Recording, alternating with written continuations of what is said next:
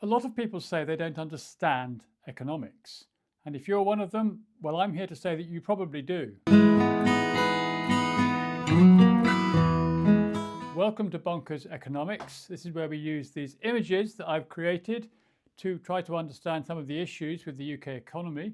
And this is episode 8 in our series 12 Reasons Why the UK Economy is Broken. And today we're looking at this image here.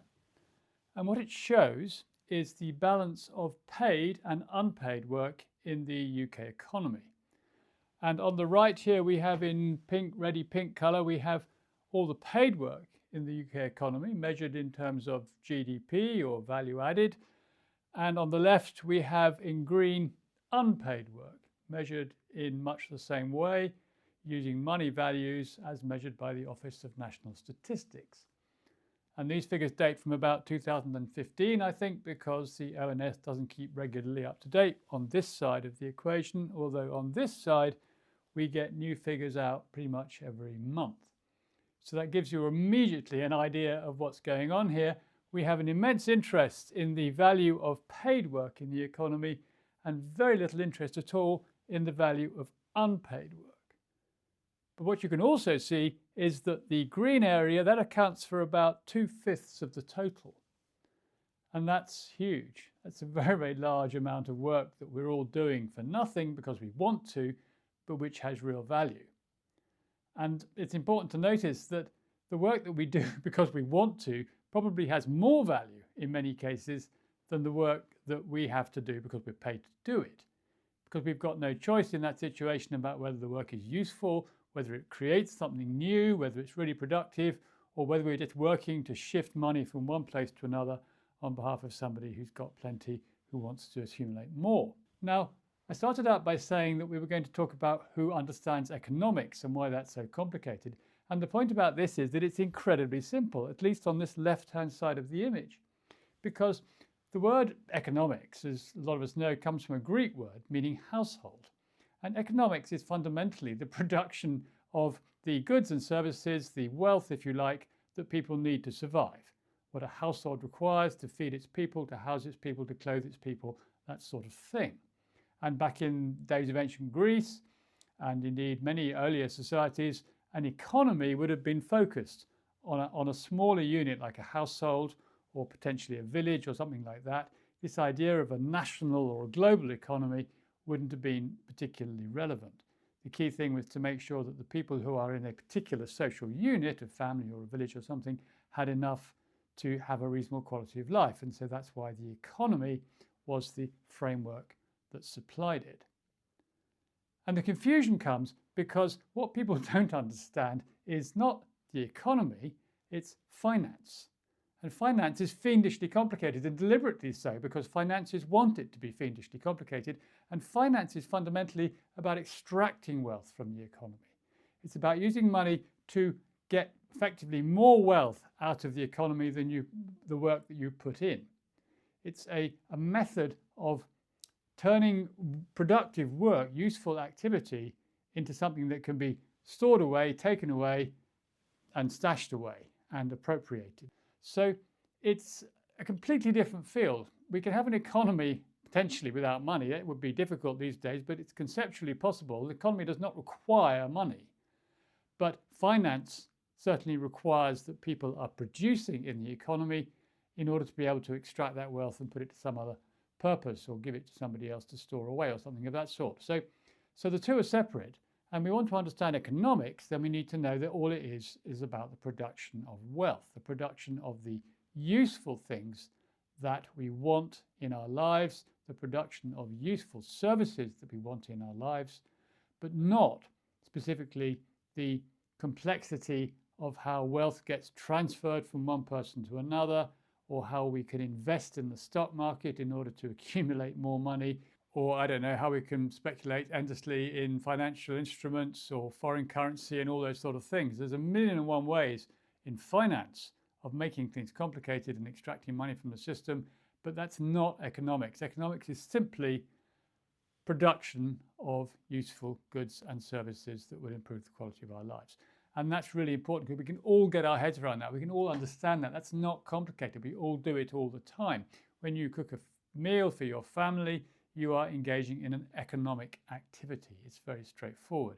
If you even grow the ingredients in a field, in a garden, and then you bring them into the kitchen and you chop them up and you make a stew or something, that's all an economic activity. There doesn't have to be any buying or selling involved. All you're doing is producing wealth which can be consumed, which will improve or sustain the quality of people's lives.